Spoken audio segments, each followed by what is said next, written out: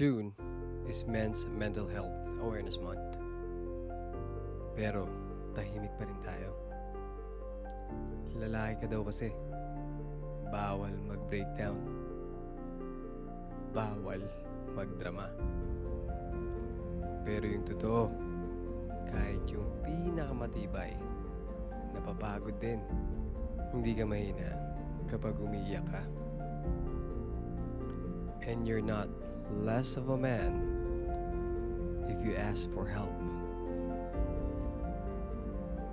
This month and any other month or any other year, sana piliin nating makinig. Minsan, isang tanong lang talaga ang kailangan. Bro, okay ka ba talaga?